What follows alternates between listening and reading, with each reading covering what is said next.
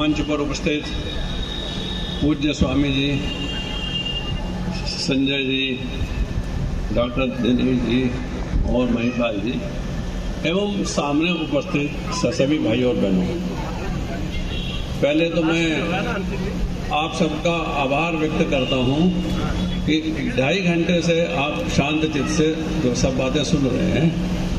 अब 2.5 घंटे का समय पर्याप्त है, इसलिए मैं सोच रहा था कि अब आवश्यकता नहीं है मेरे बोलने की, परंतु पूज्य स्वामी जी का आदेश है कि कुछ बोला जाए, तो मैं सोच रहा था कि क्या बोलना है।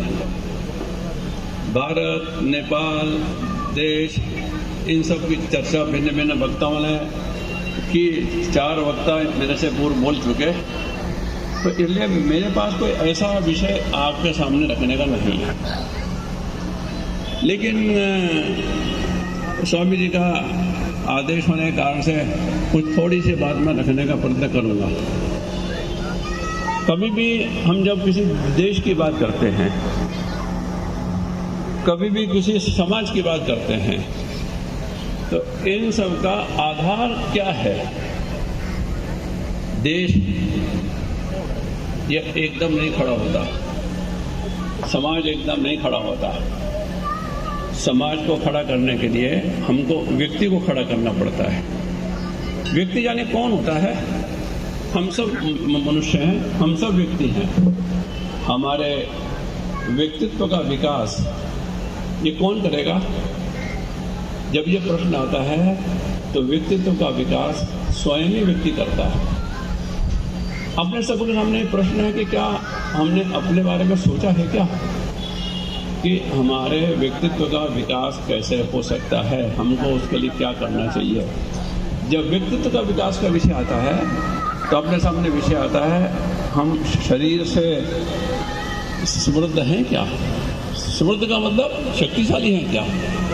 हमारे अंदर सामर्थ्य है क्या? हमारे अंदर शारीरिक सामर्थ्य होना ये सबसे महत्वपूर्ण आवश्यकता है।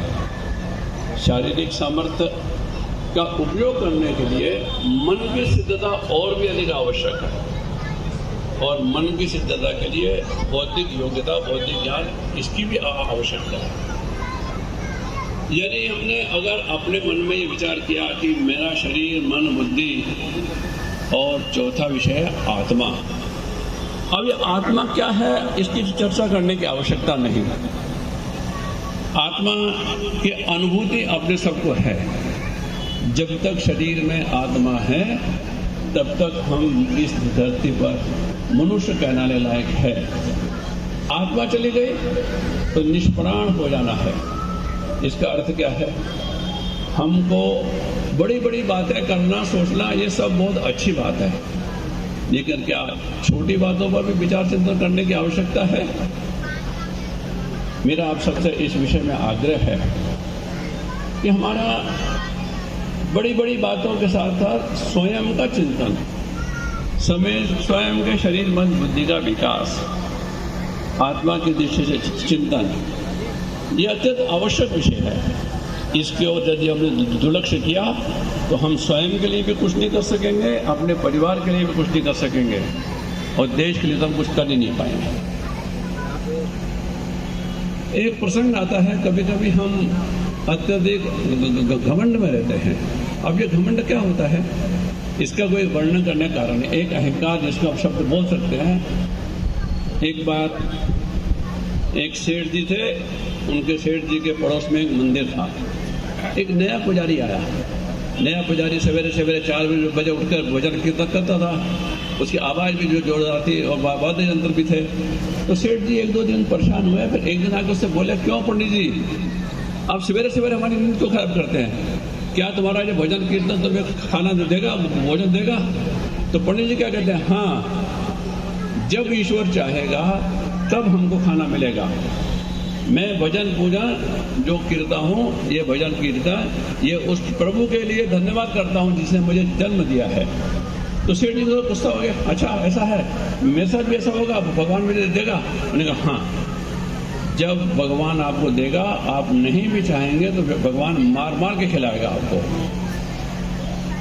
अब अगले दिन सेठ जी के मन में जब देखा जाए क्या होता है, चले गए जंगल में, तय किया आज अपनी ओर से कुछ नहीं खाऊंगा, देखूंगा भगवान कैसे खिलाएगा हमें। बात तो वो छोटी सी है, लेकिन चले गए सेठ जी, आगे जाके पेड़ के नीचे जंगल में बैठ गए, और जंगल में बैठने के बाद और थोड़ी देर में थकान हुई और उनका लगा कि पेड़ की अपेक्षा पेड़ के ऊपर चढ़ जाएं। वहाँ चढ़ के बैठ गए। थोड़ी देर बाद एक 5-6 लोग आए वहाँ, तो देखा सेठ जी ने ऊपर से 5-6 लोग कौन हैं, ये व्यापारी हैं, अपना सामान लेके जा रहे हैं और साथ में भोजन भी लाए थे। अपना भोजन पैकेट खोला, बर्तन से भोजन निकाला, बैठ के खाने लगे थे तो उनको सूचना मिली कि चोर आ रहे हैं, डाकू आ रहे हैं। अब चोर डाकू आ रहे हैं तो फिर क्या करना है, तो वो व्यापारी भागे, क्योंकि सब सामान अगर लुट गया तो बाकी काम क्या करेंगे। अब वो चोर लुटाने आ गए, तो उनमें से एक चोर बोला, वाह कितना अच्छा हुआ, भगवान ने हमारे लिए भोजन की व्यवस्था कर दी है। तो खाने को तैयार हुआ, तो उनका मुखिया ने कहा नहीं अभी रुको जरा, देखो ये भोजन आया कहाँ से है, पहले किसी कुत्ते को किसी को खिला के देखो, और देखो आसपास कोई है तो नहीं। तो चारों तरफ देखा, कोई नहीं था, आकर बताया कोई नहीं है। फिर किसी का पेड़ पे बैठा वो, तो पेड़ पे बैठा था, उसको बुलाया उसको नीचे आओ। वो आया, नीचे आया, उन्होंने कहा कि ये भोजन खाओ। उन्होंने कहा नहीं मैं नहीं खाऊंगा, आज मैंने तय किया भोजन नहीं खाऊंगा। तो डाकुओं का सरदार कहता है कि तुमने इसमें जहर मिलाया है। बोला नहीं मैंने कुछ नहीं मिलाया है। तो कथा बड़ी लंबी है, लेकिन कथा में इतना ही है, डाकुओं के सरदार ने उन सेठ जी को मार मार के वो भोजन खिलाया। तब उन सेठ जी को अकल में आया कि भगवान जब चाहेगा तो वो कार्य अवश्य होगा। भगवान के प्रति की आस्था, भगवान के प्रति की निष्ठा, ये जीवन का एक बड़ा महत्वपूर्ण विषय है। अपने शरीर का, मन का विकास करना होता तो आपने को विचार करना पड़ता, शारीरिक शक्ति कैसे पैदा करना, उसके लिए शारीरिक व्यायाम, भोजन आदि सब विषय आपने को मालूम है। लेकिन मन की सिद्धता निर्माण करने के लिए क्या करना पड़ता है? तो मन की सिद्धता निर्माण करने के लिए मैं एक और छोटी सा एक घटना बताता हूँ। मन की सिद्धता के लिए एक सेठ जी थे, अभी जैसे पहले थोड़ी देर पहले कहानी बताई थी कि सेठ जी ने धीरे धीरे करके अपना सर्वस्व गरीब लोगों को दे दिया, उनके पास कुछ नहीं बचा। उनकी पत्नी बोली अब तो कुछ खाने के लिए नहीं बचा है, जाओ जरा अपने एक बड़े सेठ जी के पास जाओ और उनसे कुछ उधार मांग लाओ। ये गए सेठ जी और रास्ते में बैठ गए, घर से भोजन मिला था, 4 रोटी लाए थे, तो 4 रोटी जो लाए थे तो ये 4 रोटी लेकर के बैठ गया खाने के। जैसे ही खाना शुरू किया वैसे ही एक कुतिया आ गई वहाँ। अब कुतिया के साथ 4 बच्चे भी थे जो उसी समय में पैदा हुए थे। और कुतिया ने तो 2 दिन से कुछ खाया भी नहीं था। वो देखने लगी इनकी तरफ। कुतिया ने देखा तो इनके मन में आया कुतिया को खिलाना चाहिए। एक रोटी खिला दी, फिर दूसरी रोटी खिला दी, फिर तीसरी खिला दी, चौथी खिला दी। उन्होंने कहा ठीक है, आज ईश्वर की यही इच्छा था, ऐसे करेंगे। तो कुतिया को खिला दिया सब और फिर चले उन बड़े सेठ जी के पास। उन सेठ जी क्या करते थे? दूसरों का पुण्य खरीदते थे। अब उन सेठ जी जब बाहर आने लगे तो उनकी पत्नी ने कहा ये व्यक्ति पुण्य बेचने आया है, आप इससे एक ही पुण्य खरीदना। इसने आज 4 रोटी कुतिया को खिलाई है, वही पुण्य खरीद लेना। तो सेठ जी ने कहा उस व्यक्ति से कि भाई तुम्हारा पुण्य कौन सा तुम बेचना चाहते हो? तो उसने कहा मैंने तो पुण्य कुछ किया ही नहीं है, मैं तो लोगों को खाना खिलाता था, पिलाता था, ये करता था। उन्होंने कहा नहीं, आज तुमने जो कुतिया को रोटी खिलाई वो तुम्हारा बहुत बड़ा पुण्य है, उसको तुम बेचना चाहते हो? उन्होंने कहा हाँ मैं बेच दूंगा, क्योंकि आए बेचने का था।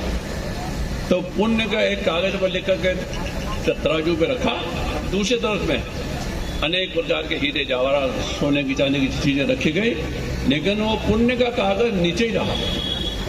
ये देख के अब सेठ को लगा कि नहीं, मेरा पुण्य इन सब चीजों से भी बड़ा है, इसलिए मैं अपना पुण्य नहीं बेचूंगा। घटना का मतलब क्या है? दूसरों के प्रति हमारे मन की भावना, दूसरों के प्रति हमारे मन की दृष्टि, दूसरों के बारे में चिंतन, और सबसे बड़ा महत्वपूर्ण विषय लोभ लालच से दूर। वो पुण्य बेच सकता था, पुण्य बेच करके उसको होता, लेकिन उनका नहीं, अब मैं पुण्य नहीं बेचूंगा। विषय क्या है? मन की परिपक्वता के लिए, मन को मजबूत करने के लिए अपने जीवन के अंदर किस प्रकार की शक्ति की आवश्यकता है, उस शक्ति को अपने को अर्जित करना पड़ेगा। बहुत सी हैं विषय कथाएं, बहुत सारी है, मैं बता सकता हूँ, लेकिन बताऊंगा नहीं। लेकिन अपने को जो ध्यान देना एक ही बात है, जो हमारे जीवन का उद्देश्य है, आपके जीवन का उद्देश्य आप स्वयं निश्चय करेंगे। जीवन का उद्देश्य एक परिवार के लिए होता है, एक व्यक्ति के लिए होता है, एक राष्ट्र के लिए होता है, एक विश्व के लिए होता है। तो हमारा व्यक्तिगत जीवन का उद्देश्य क्या है, परिवार के लिए उद्देश्य क्या है? परिवार सुखी रहे, संपन्न रहे, ये बात तो ठीक है। परिवार के हमारे लड़के बच्चे बड़े हो जाएं, अच्छी पढ़ाई लिखे, नौकरी चाकरी करें, लेकिन परिवार के बच्चे बड़े होकर माता पिता को घर से निकाल दें, ऐसा परिवार आप नहीं चाहते कभी भी। यानी हमने अपने बच्चों को संस्कार कैसा देना है, वो जीवन भर कैसे और सुविधा से रहते हुए अपने से बड़े लोगों के प्रति एक आदर सम्मान का भाव व्यक्त करें। यानी परिवार का विकास, परिवार का चिंतन, ये भी एक बड़ा महत्वपूर्ण विषय है। स्वयं का चिंतन कैसे करना, स्वयं हम परिवार के मुखिया हैं, इसका अर्थ क्या है? परिवार के मुखिया होने के कारण से परिवार के प्रत्येक व्यक्ति की श्रद्धा हमारे बारे में चाहिए, प्रत्येक व्यक्ति ने हमको आदर करना चाहिए। इसके लिए हमको अपने परिवार के सब सदस्यों के लिए एक दृष्टि से विचार करना पड़ेगा। हमारा परिवार कौन सा है? छोटा परिवार नहीं है, हमारा बड़ा परिवार है। हमारा मोहल्ला हमारा परिवार है ना, हमारा गांव हमारा परिवार है ना। हम कुछ छोटे मोटे लोग नहीं हैं, हमारे परिवार में 1000, 2000, 5000, 10,000 लोग होंगे ना। ये पूरा राष्ट्र है, पूरा देश है, ये हमारा परिवार है ना। क्या इस मानसिकता को हम बना सकेंगे? क्या इस बड़े परिवार के लिए हमारा चिंतन कैसा चाहिए? अपना एक गीत में आता है, एक बड़ा परिवार हमारा, पुरखे सबके हिंदू हैं। अपने को कैसा बनाना, सबके प्रति समान दृष्टि, अपने परिवार को कैसा बनाना, संपूर्ण राष्ट्र कैसा बनाना, देश कैसा बनाना, उसके प्रति हमें चिंतन और विश्व बंधुत्व की हम बातें करते हैं। इसका अर्थ यह है, संपूर्ण विश्व के प्रति हमारे मन में एक कृतज्ञता का भाव चाहिए। विश्व से हमने भी बहुत कुछ सीखना है, हमने भी उसको सिखाना है। ये जो एक संस्कार है, ये लोग गाते हैं, इन संस्कारों के कारण से हमारा व्यक्तिगत जीवन, पारिवारिक जीवन, सामाजिक जीवन, राष्ट्रीय जीवन सुखी होगा और हम विश्व को एक मार्गदर्शन कर सकेंगे। हम में से प्रत्येक की ये क्षमता है, प्रत्येक की सामर्थ्य है, हम उस दृष्टि से आगे बढ़ सकते हैं। आवश्यकता केवल एक है, स्वप्न देखने की नहीं, स्वप्न को पूरा करने का संकल्प चाहिए। अगर हमारे मन में स्वप्न देखने की आदत है और पूरा करने का संकल्प नहीं है, तो हम जीवन में बहुत पिछड़ जाएंगे। ये संकल्प शक्ति अपने जीवन में कैसे कैसे आनी चाहिए, इसके बारे में अपने को विचार चिंता करने की आवश्यकता है। मेरा विचार है और आप सबसे मेरी प्रार्थना भी है, हमने जितनी भी बातें सुनी उस बात को करने के लिए अपने से ही कार्य प्रारंभ करना पड़ेगा। हम दूसरों पर जब टाल देंगे वो काम नहीं होगा। कहते हैं कि फर्स्ट पर्सन सिंगुलर नंबर, इससे अपनी बात शुरू करनी चाहिए। मैं करूंगा ये काम, मेरे मोहल्ले में कोई अशिक्षित नहीं रहेगा, मेरे मोहल्ले में कोई गरीब नहीं रहेगा, ये मेरी जिम्मेदारी है। ये जो फर्स्ट पर्सन सिंगुलर नंबर होता है, यही सबसे बड़ी महत्वपूर्ण बात है। आप सबने बहुत समय और यहाँ आज बिताया और एक निश्चित उद्देश्य को लेकर बिताया, लेकिन वो निश्चित उद्देश्य की पूर्ति तब होगी हम जब यहाँ से उठने से पूर्व एक संकल्प लेके चलेंगे। उस संकल्प की पूर्ति करने के लिए अपने को घोर परिश्रम करना पड़ता है। कभी सुभाष चंद्र बोस की जीवनी पढ़ो, उन्होंने आज़ाद हिंद फौज के बारे में कैसे कैसे निर्माण किया, कितने कष्ट से भारत से जब बाहर गए तो कितने कष्टों से गए थे। वो भी लंबी कथा है, उस कथा को बताने की आवश्यकता नहीं है। लेकिन अपने को सोचना पड़ेगा कि हमारे सामने आदर्श कौन है, आदर्श कौन व्यक्तित्व है ऐसा जिसके पीछे हम चल सकें। उस आदर्श व्यक्ति का चयन करना, उस आदर्श व्यक्ति खोजना और स्वयं के दायित्व को पहचानना और उस दायित्व की पूर्ति का संकल्प करना, इतनी ही प्रार्थना आप सबसे करता हूँ। यहाँ उपस्थित सभी बंधुओं के प्रति मैंने प्रारंभ में ही आभार व्यक्त किया था और यहाँ के इस कार्यक्रम में और मुझे बुलाया गया, मैं आया, इसलिए मैं यहाँ के सभी आयोजकों का और एक प्रकार से उनका सम्मान भी करता हूँ, उनका आभार भी व्यक्त करता हूँ। इतनी बात कहकर अपनी बात को समाप्त करता हूँ।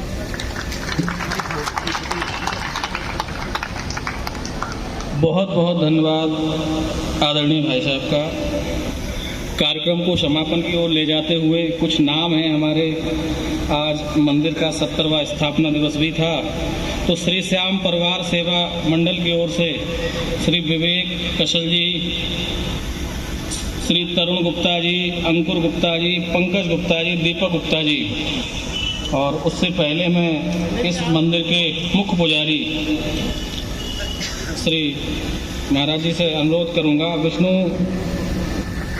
राव कोयराला जी मंच पर आए और हमारे पूजनीय महामंडलेश्वर जी माल्यार्पण से उनका स्वागत करें। परम पूज्य महामंडलेश्वर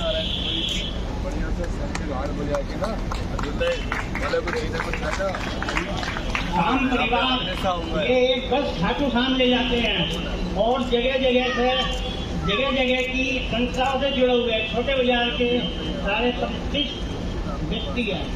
विवेक बंसल जी, तरुण गुप्ता मंच पर पहुंचते जाए, समय का थोड़ा अभाव है। दीपक गुप्ता जी, दिनेश उपाध्याय जी, आदरणीय दिनेश उपाध्याय जी, दीपक गुप्ता जी, अच्छा ठीक, अच्छा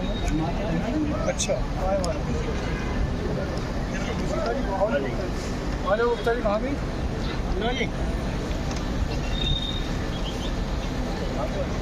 मदन मोहन जी, मदन गोपाल जी,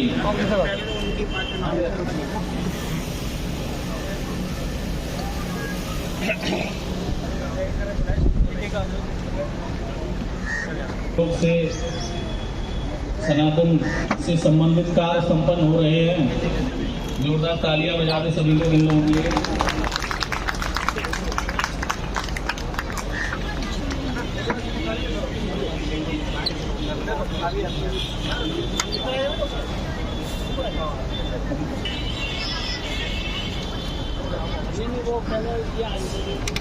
आओ अंकुर भाई, आओ अंकुर भाई, तरुण भाई आओ।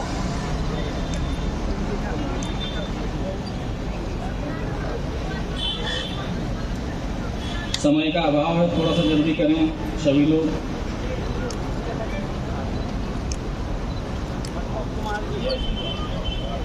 मैं प्रकाश जी से अनुरोध करूंगा, नेपाली वरिष्ठ सामाजिक कार्यकर्ता श्री कृष्ण पांडे जी का स्वागत करें। प्रकाश जी आ जाओ, राजकुमार नाम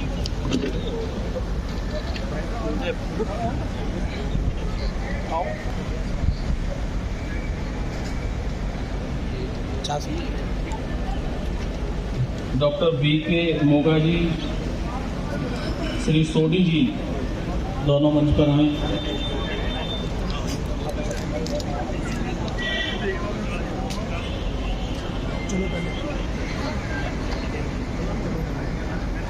प्रकाश भट्ट जी,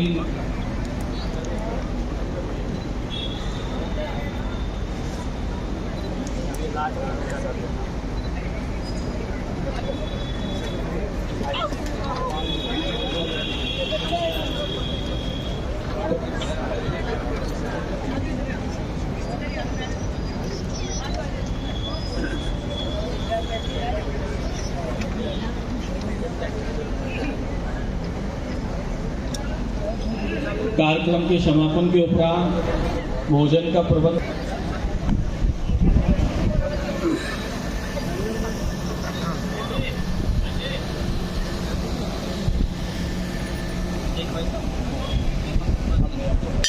हेमा शर्मा जी,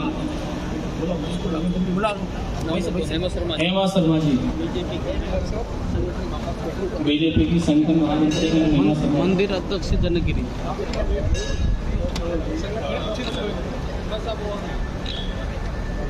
मंच से सभी लोग अपना स्थान ग्रहण करते रहे। हमारे पिताजी, देव सिन्हा जी,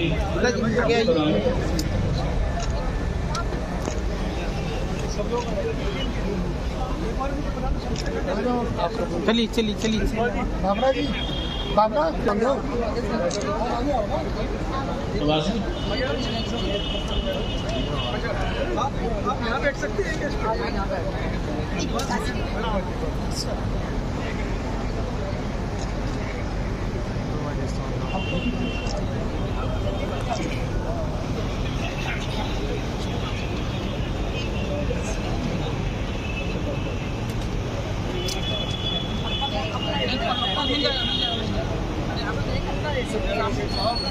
कृपया मंच को खाली कर दें, सभी से निवेदन है। हमारे